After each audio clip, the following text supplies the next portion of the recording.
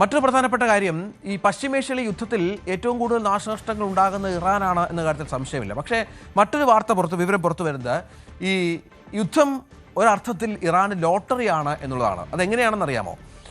എണ്ണ കയറ്റുമതിയും വരുമാനവും ഇറാന്റെ ഗണ്യമായി വർദ്ധിക്കുന്നു എന്നാണ് റിപ്പോർട്ടുകൾ. വ്യോമാക്രമണം നടക്കുന്നുണ്ടെങ്കിലും ഇറാന്റെ പ്രധാന എണ്ണ പര്യവേഷണ കേന്ദ്രങ്ങൾക്ക് ഇതുവരെ നാശനഷ്ടം സംഭവിച്ചിട്ടില്ല. ഹോർമുസ് കടലിടുക്കിലൂടെ എണ്ണ നീക്കം തടസ്സമില്ലാതെ നടത്താൻ അനുവാദമുള്ള അല്ലെങ്കിൽ അതിനുള്ള അവകാശമുള്ള ഏക രാജ്യം കൂടിയാണ് ഇറാൻ എന്നുള്ളതാണ്. ഒപ്പം എണ്ണയുടെ വില കാര്യമായി വർദ്ധിച്ച പശ്ചാത്തലവും ഇറാന് ഏറ്റവും പ്രധാനമായും ഏറ്റവും നിർണായകമായി മാറിയ പശ്ചാത്തലമുണ്ട്. നിരവധി രാജ്യങ്ങൾ ഇറാൻ എണ്ണ, നേരത്തെ ഒരുപാട് ഉപരോധങ്ങളൊക്കെ അനുഭവിക്കുന്ന ഒരു രാജ്യമാണ് ഇറാൻ. പക്ഷേ ഈ പുതിയ ആഗോള പ്രതിസന്ധിയുടെ പശ്ചാത്തലത്തിൽ നിരവധി രാജ്യങ്ങൾ, ഈവൻ അമേരിക്ക പോലും ഇറാന്റെ എണ്ണ ആവശ്യപ്പെടുന്നു എന്ന വിവരങ്ങളാണ് ഇപ്പോൾ പുറത്തു വരുന്നത്. ചൈന അടക്കമുള്ള രാജ്യങ്ങൾ കൂടുതലായി ഇറാന്റെ എണ്ണ ഇപ്പോൾ വാങ്ങുന്ന പശ്ചാത്തലം കൂടിയുണ്ട്. എണ്ണയുടെ വില വർദ്ധിച്ചത് കാരണം ദശലക്ഷക്കണക്കിന് ഡോളർ അധികമായി ഇറാൻ നേടാൻ സാധിക്കുന്ന പശ്ചാത്തലം ഏറെ നിർണായകമാണ്. എണ്ണ കയറ്റുമതി കേന്ദ്രത്തിലൊക്കെ ലക്ഷ്യം വെച്ചിരുന്നുവെങ്കിലും പ്രധാന എണ്ണ കയറ്റുമതി സൗകര്യങ്ങൾ ഇപ്പോഴും കാര്യമായി മുന്നോട്ട് പോകുന്ന പശ്ചാത്തലമൊക്കെയുണ്ട്.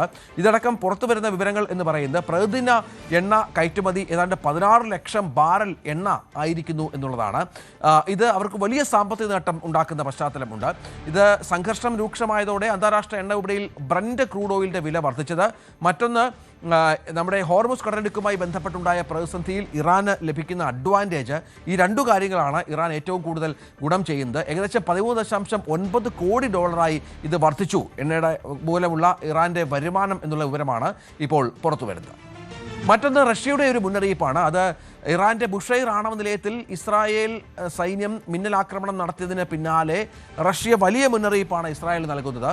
ബുഷൈർ ആണവ നിലയം ആക്രമിക്കുന്ന നിർത്തണമെന്നും നിലയത്തിലെ റഷ്യൻ ജീവനക്കാരുടെ ജീവൻ അപകടത്തിലാണെന്നും റഷ്യ മുന്നറിയിപ്പ് നൽകുന്നുണ്ട്. ഇസ്രായേൽ ശ്രമിക്കുന്ന ആണവ ദുരന്തം സൃഷ്ടിക്കാനാണ്. ഇതിന്റെ പ്രത്യാഘാതം പരിഹരിക്കാൻ കഴിയാത്തതാണ്.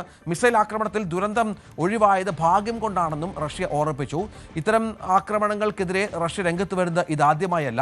നേരത്തെയും ഇറാനെതിരെയുള്ള ഇസ്രായേലിന്റെയും അമേരിക്കയുടെ ആക്രമണത്തിൽ നിരവധി പ്രസ്താവനകൾ റഷ്യയുടെ ഭാഗത്തു നിന്ന് ഉണ്ടാകുന്നു. അത് മാത്രമല്ല, തങ്ങളുടെ പങ്കാളിയാണ് റഷ്യ എന്ന് പലപ്പോഴും ഇറാൻ കൂട്ടിച്ചേർക്കുന്നതും ഏറ്റവും പ്രധാനപ്പെട്ട ഒന്നാണ്.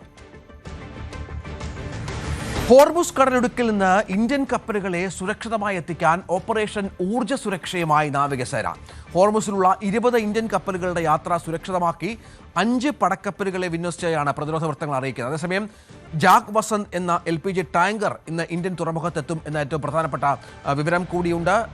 അജയ്, ഇതാണ് ഈ പ്രധാനപ്പെട്ട കാര്യം. അതായത് ഇറാൻ സമ്മതിക്കുകയാണ് നമ്മുടെ കപ്പലുകളെ കയറ്റിവിടാം, നമ്മൾ സുഹൃത്ത് രാജ്യമാണ് എന്ന്. ഇതിനിടയിൽ കൂടുതൽ സുരക്ഷിതത്തിനായി ഇന്ത്യൻ നാവികസേന അവിടെ ഉണ്ട്, ഹോർമുസിന് സമീപത്തുണ്ട്. ഇപ്പോൾ 20ഓളം കപ്പലുകൾ അല്പ ദിവസങ്ങൾക്കുള്ളിൽ ഇങ്ങോട്ടേക്ക് എത്തുമെന്നുള്ള വിവരമാണ്. ഇതിന് സുരക്ഷ കൂട്ടുകയാണ് ലക്ഷ്യം, അല്ലേ? തീർച്ചയായിട്ടും. ഇപ്പോൾ ഈ ആക്രമണങ്ങൾ നടക്കുന്ന സാഹചര്യത്തിൽ തന്നെ നേരത്തെ സൂചിപ്പിച്ചതുപോലെ ഇന്ത്യൻ കപ്പലുകൾ അത് ഹിറ്റ് ചെയ്യപ്പെടാനുള്ള സാഹചര്യം ഉണ്ട്. അത് ഇപ്പോൾ സുഹൃത്ത് രാജ്യമാണ്. ഇപ്പോൾ ഇറാൻ്റെ അനുമതി ഉള്ളതുകൊണ്ട് തന്നെ മേഖലയിലൂടെ മറ്റ് ഭയമില്ലാതെ യാത്ര ചെയ്യാം. പക്ഷേ ഈ സംഘർഷങ്ങൾ അത് രൂക്ഷമായ പശ്ചാത്തലത്തിൽ തന്നെ ചിലപ്പോൾ ആക്രമണങ്ങൾ അത് നേരിട്ടേക്കാനും സാധ്യതയുണ്ട്. അപ്പോൾ ഇത്തരം ആക്രമണങ്ങൾ അത് നേരിടാനാണ് ഇന്ത്യൻ